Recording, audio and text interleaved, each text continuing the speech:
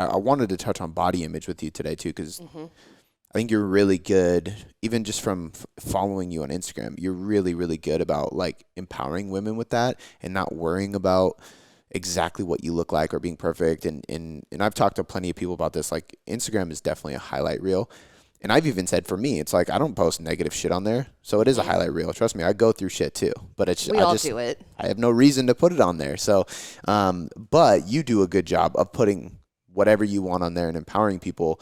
Do you think, like, how do you get people, I guess what I want to know is how do you get people to accept imperfectness? Like you just said, like, if you're imperfect, this is a good place for you.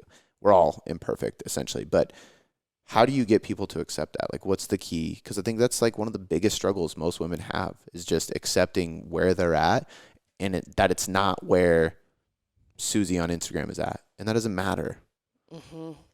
That's a really good question because it's tough. I feel like part of it is that ownership piece.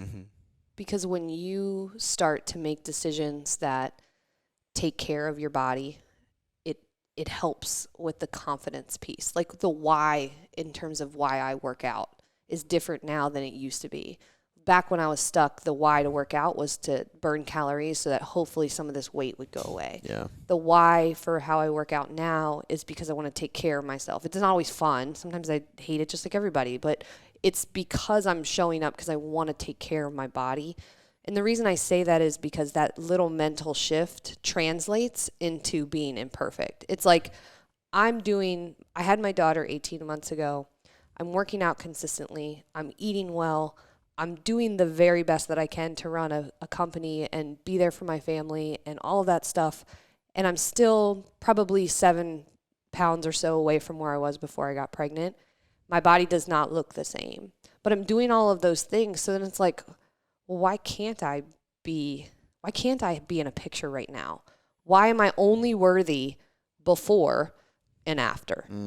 Like in women especially, we get in this place around pregnancy and around transformation. I know men do it too, but at least from my perspective, I see women where you get to take maternity pictures and then you get to take the pictures of when your body is all the way back. Yeah. But none of the journey is valid. You're just on your way, or like you're doing a good job, but you're not quite there yet. That's great, but that also makes you feel shitty. Yeah. Like, what if you're doing your very best? And so sometimes I show up real even when I don't want to, because this particular mission is important to me. I want to create an example in the fitness and nutrition space, particularly for women who don't feel like their bodies look like fitness models. I want to create that example as a business owner and as someone who's trying to make a, impact in the world, that you don't have to have like perfect makeup all the time or look great every day to show up on camera. You can just show up as you are. So sometimes even if it's uncomfortable, I do it deliberately because I feel like there's too much of the alternative, which is like this fake, I'm not worthy until I'm perfect. The journey didn't matter. Now I've got this after and I'm perpetually afraid I'm going to lose it again. If we're constantly embracing this, I'm still on a journey, then when you do get life curveballs, because you're gonna, then it doesn't throw you off anymore. You're just in a different place. And so I try to set that example because I think we need it. The social media has been amazing for connecting people together, but it's also been really toxic, particularly in how we view what bodies should look like. Do you have specific practices you give your members to like shift into that mindset? Because obviously, like everything you just said, I 100% agree with, but I know there's going to be people listening that's like easier said than done. Super easier said than done. And I think it takes getting it done to consistently get it done. Like it's one of those things where the first time's always uncomfortable. And a lot of times, what's funny about that is a lot of times people don't judge you. You judge yourself, so you project your judgment and your stories onto what you think other people will think, and that's never the case. Like I even had I'm working with a guy right now, and one of the things that like he's been really good about trying to like pull me away from work. So it's like, hey man, if you want your business to grow, you need to get out of there a little bit more because you need time for yourself, not just for your girls, not just for your business, but like for you. So I started playing guitar again. He was like, all right, in 60 days, you're playing something on your Instagram. And I was like, fuck, all right, man. Assistant went on maternity leave. My schedule got completely changed. I was doing all this admin work that I haven't done in over a year. So it's just been crazy. I haven't been playing. So like, but that accountability, I was like, man, I can't really play a song on Instagram right now. I can't do it. And he was just like, all right, well then hold the guitar and tell him why that you fell off. And I was like, fuck. All right. I got a ton of responses about how like people were like, man, this is so motivating. Thank you so much. Like I relate to this. But while I'm filming it, I'm like shitting my pants. Like, fuck, this is like, so hard. I suck. Like, this is horrible. Like, I don't know what to say. I'm embarrassed. None of the things that went through my head were actually what people were thinking, I guarantee. It's like people in the gym that are like worried about what they're thinking they look like, and then that person's actually worrying about what they think they look like, and it's just like this crazy loop. But do you have practices that help people start acting the way you're talking about and start shifting? You mean like coaches or just people in general? Coaches and people in general. Like, I mean, like there's got to be some kind of I mean, I love, like, there is no hack, but I love like people coming on the podcast and being like, this is what my routine is like. These are the affirmations I tell myself. This is what I journal, because this keeps reigniting that fire in my head to be that way, to be transparent, to be real, to be open, to be honest, so on and so forth. So almost always it's the twisty thing you don't want to say. Mm. So say, for example, and I'm just thinking about this from like a person who writes things and puts it out, like whether it's content or you're thinking about coaching, and maybe you start typing up a blog or something, or you type up an Instagram post and you write it and you're like, that's pretty good. It's a thing.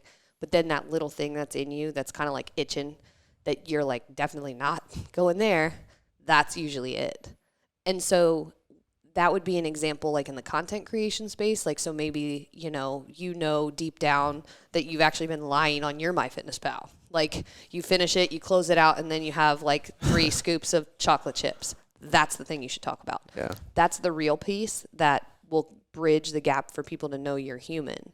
But that's not the thing you want to talk about. You just did a whole, Instagram post on how to, calculate your day's targets and meal prep accordingly. Super helpful. But the real piece was the fact that you lied to yourself on your MyFitnessPal. That's how I would think about that in terms of coaching or creating content, is like when you find those itchy little hiders, you don't have to just blatantly share everything in your head. That's not helpful either. We're not helping people by just dumping all of our crap onto the universe, but those pieces of you that feel insecure or uncertain or like a child, or those matter, and that will help somebody meal prep. It's not just like a diversion where you're like going to shoot the shit about nothing. It's okay, you're a human. You still do this like I do. And now I'm going to listen to you and follow your plan for meal prep. For people who are, more starting out in the coaching space, you get those twisty feelings sometimes when you're in a room with new people. So if you go to a certification and everybody in there, you're like, I'm the only one who's chubby. Mm. Or like, I bet everybody in here can lift more than me, or everybody in here is smarter. Those twisty feelings, those are the ones that if you share those to your people, that's how you start your coaching business. Because your person feels like they're the fattest person in the gym. Your person feels like everybody else in their spin class can keep up and they can't. And so that's your human bridge. And again, it doesn't work if you fake it. So like, don't go like mining for fake authenticity. Yeah. But if you feel those feelings, then that's how you connect to people. And then once you create trust by sharing that, then it becomes reciprocal. And someone's willing to share with you, why they had what was the real source of what held them back. You can like say something as simple as, okay, I want to drink my water. I want to drink water every day. And they're not good at it. Well, you can play in the surface for a long time.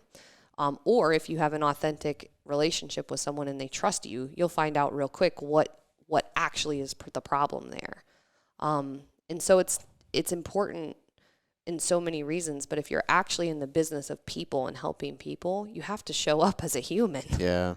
I think that a lot of business owners and young coaches strive to be an influencer, but you should strive to be, and it's funny you just said human, because I was going to say you should strive to be a human who creates influence. Like, influence is a good thing. And the term influencer should be a good thing. That's not necessarily anymore, because we know that there's a lot of people that are just influencers. They're not really helping. They're not really showing what real life is like. And I think it's important, like, for people like us who are not genetically gifted to look amazing, put that kind of stuff out there, you know, all those Nutter Butters and Otis Spunkmeyer that's what I'm cookies. saying. I was overweight. I get it. And that makes my message more powerful.